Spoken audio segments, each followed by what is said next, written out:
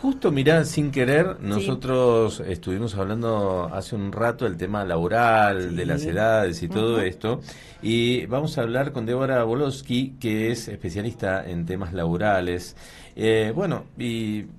Mucho de lo que hoy está en el tema laboral también es la inteligencia artificial. Leíamos un título ahí en nuestro diario digital que Elon Musk decía que dentro de unos años los cirujanos iban a ser reemplazados por robots en las cirugías. Eso, todo un tema que hay veces que uno dice es un delirio o cuánto tiene de verdad todo esto. Vamos a hablar con Débora para que nos cuente un poquito, porque ella es especialista en estrategias de capacitación, trabajo en equipo, liderazgo, trabaja con la misión de promover en las organizaciones el respeto por la seguridad psicológica de los equipos de trabajo y el respeto a la diversidad. Así es que, bueno, y tiene un largo currículum, por supuesto. Débora, ¿qué tal? Buen día. Aquí Natalia Antonio la saluda. Buen día. Antonio, buenos días. Muchas gracias por atendernos, ¿eh?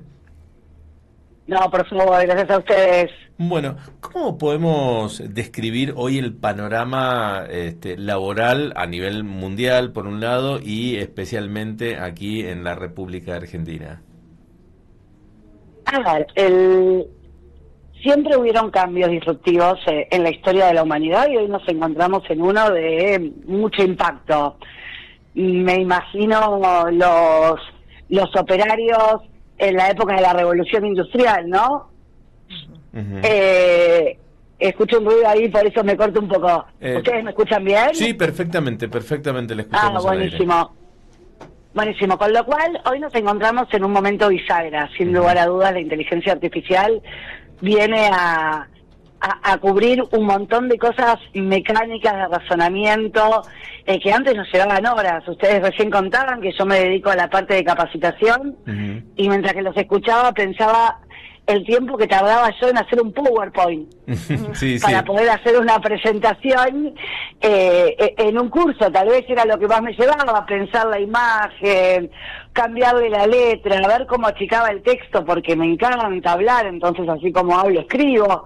Y se hacía largo y de golpe hoy lo pongo en un chat GPT o lo pongo en una plataforma como Gama que se encarga de hacer presentaciones y en paralelo me voy haciendo un mate para después ver que resolvió y lo que antes me llevaba tal vez, no sé, 3, 4 días, hoy me lleva 3, 4 minutos. Débora, pero entonces, hay como un doble mensaje por ahí, porque fíjate que yo que soy seguramente contemporánea tuya, y de una generación que estamos empezando como a entender, ¿no?, la inteligencia artificial, por ahí hay como un doble mensaje, porque te dicen, bueno, la utilicémosla correctamente, inclusive también en los ámbitos escolares, en los ámbitos universitarios. Por el otro lado te dicen, bueno, pero vamos a ir detectando entonces quién utiliza y en qué porcentaje la inteligencia artificial, y entonces no sabemos bien dónde nos tenemos que ubicar o dónde se tienen que ubicar estos chicos en esta nueva generación, ¿no?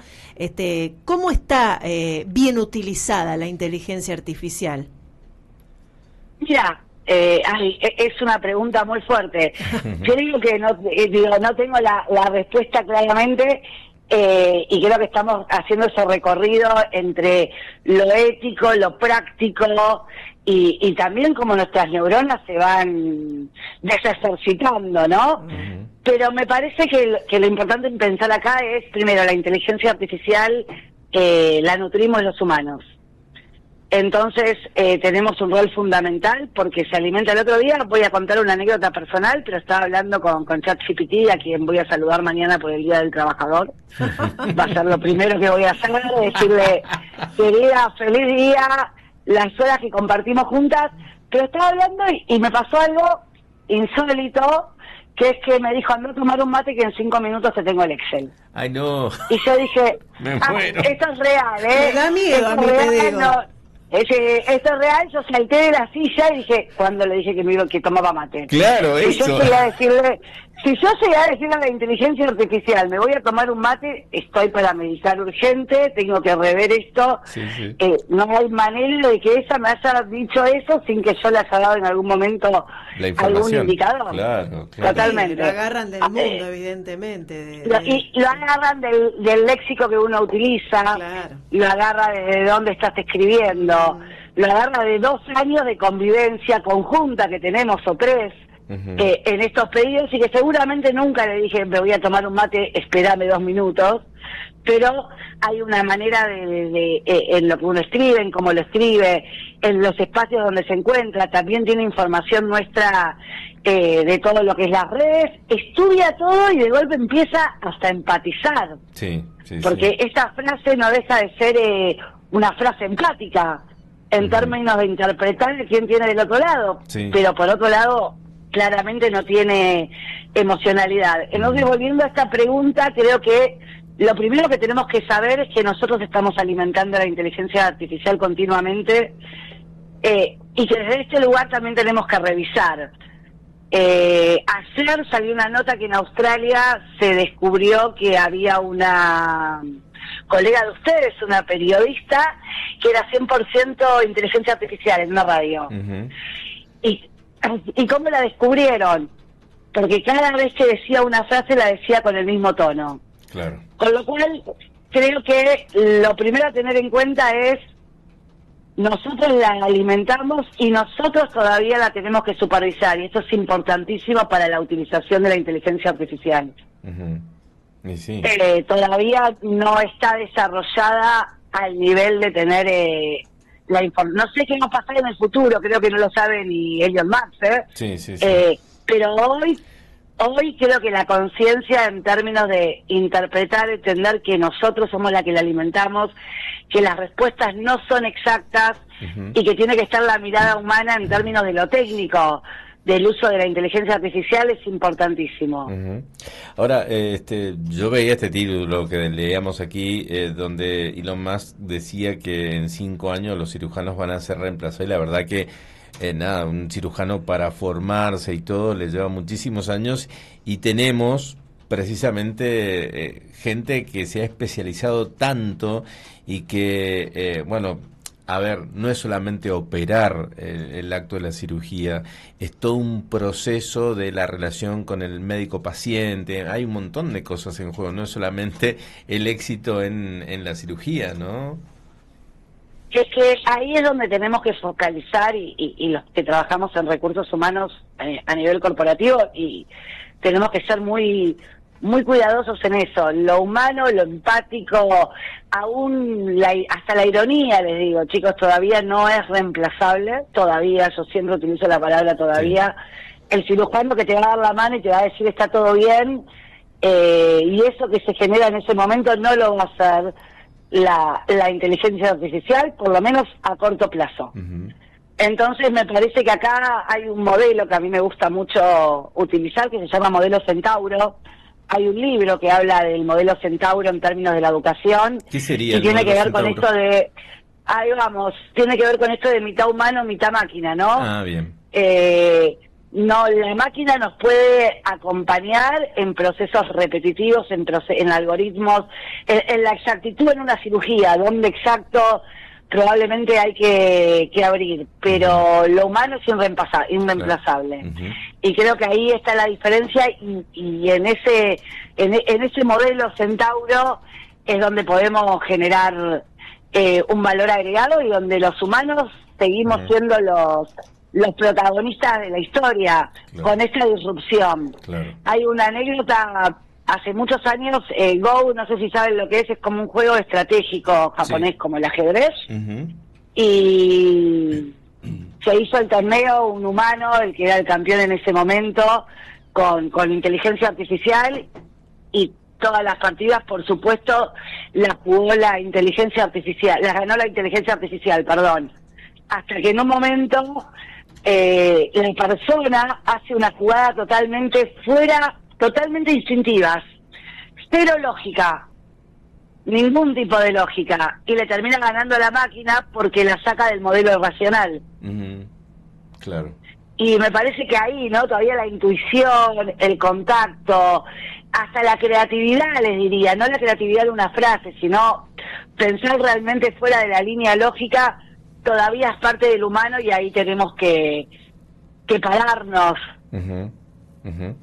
¿Qué pasa para, poniéndonos hoy y mirando al futuro y mirando este clima laboral y todos los cambios que se vienen dando, la verdad que en muy poco tiempo? Hay que decir que es una ráfaga de cambios enormes y sobre todo para una generación que hace un rato charlábamos, más de 50, ¿no? Que por ahí quedaron un poco en algunas cosas en el camino, ¿no? ¿Cómo hacer para adaptarse, para encontrar un equilibrio, no quedarse atrás de una generación que evidentemente viene arrasando con todo y son los que mejores pagos están, ¿no? Qué buena pregunta. Sí, a ver, yo creo que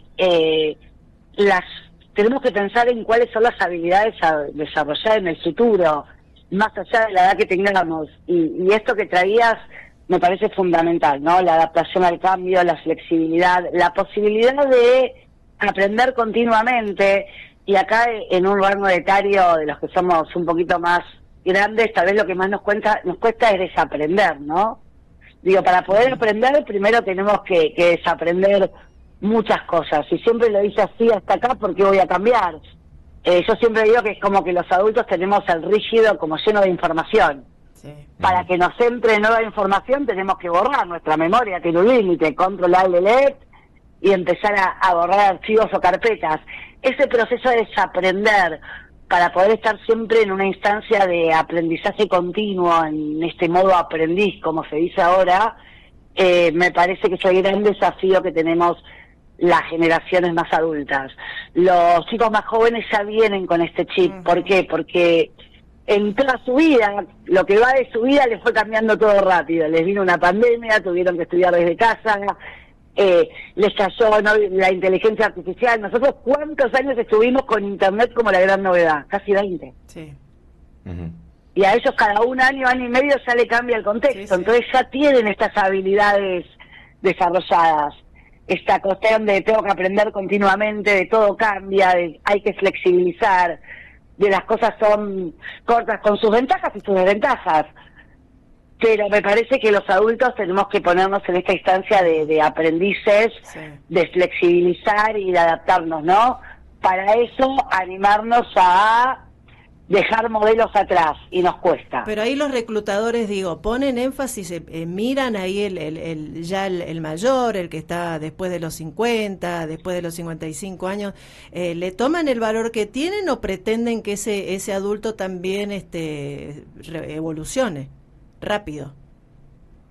Exactamente, se mira por un lado la experiencia, y la experiencia que traen los adultos es fundamental, las horas vuelo, es fundamental el oficio, ¿no? Esto de lo hago hace tanto tiempo y tengo cosas en el radar que tal vez un joven no las tiene. No las tiene, ¿no? Mismo hasta la cintura política, ¿no? De cómo moverse.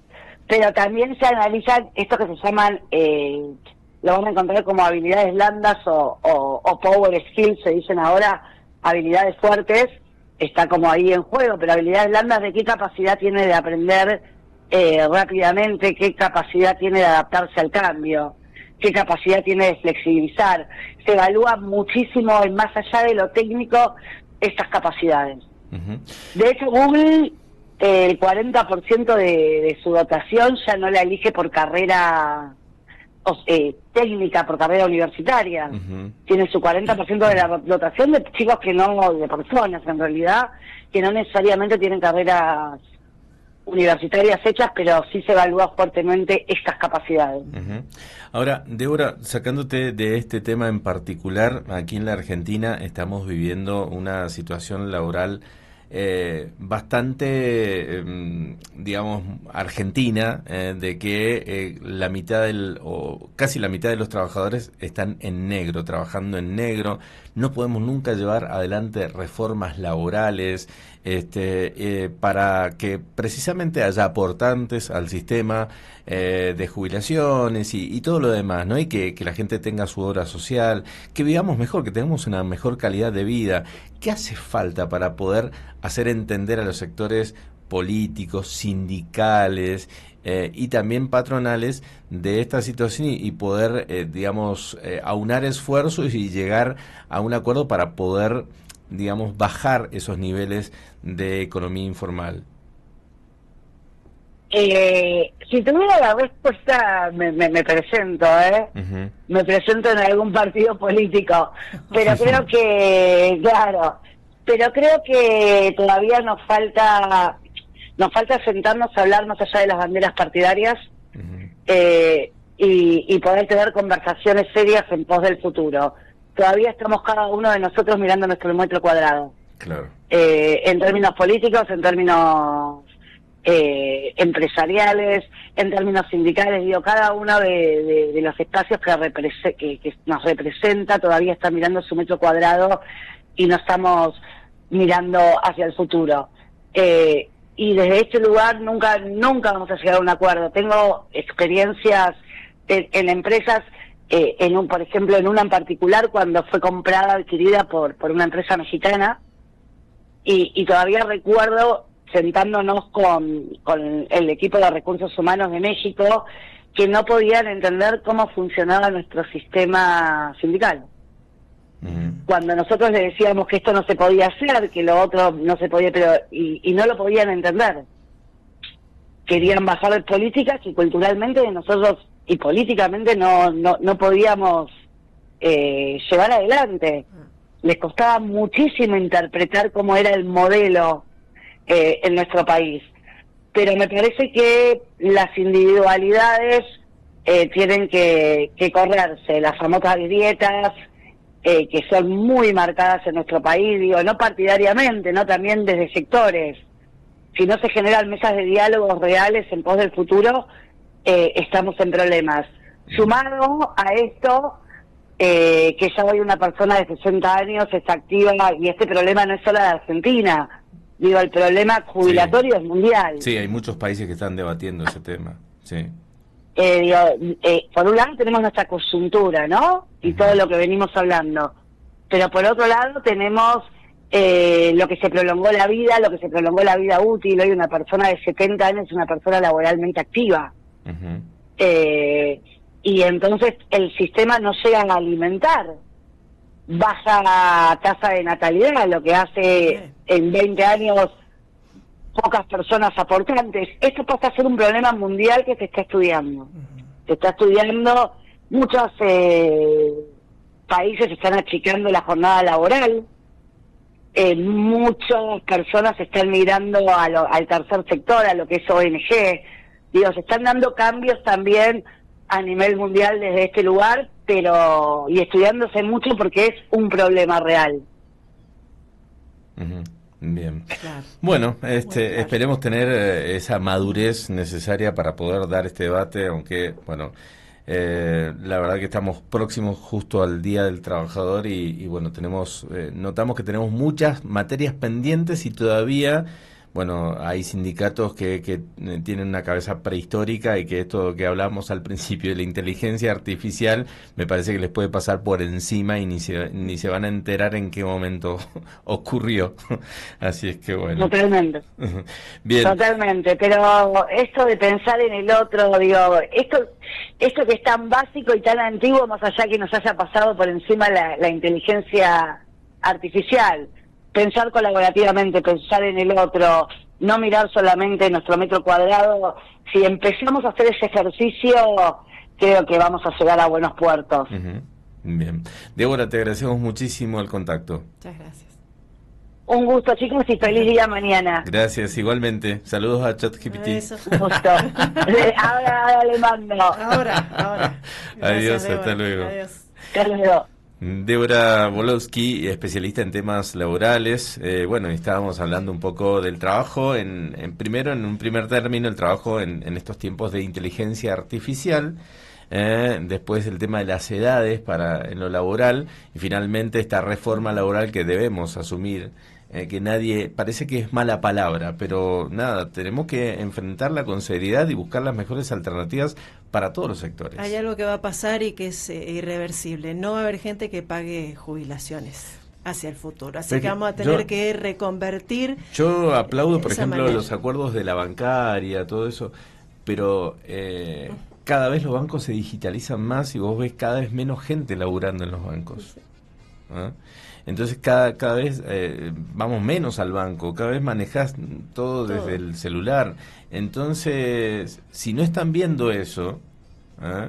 Me parece que la realidad les va a pasar por encima. Sí, es como le pregunté a Débora, hay dos cosas, dos escenarios que se están dando y que están queriendo convivir y Sí. está complicado. Sí, que está convivan. complicado, Sí. está complicado. Bien, las 8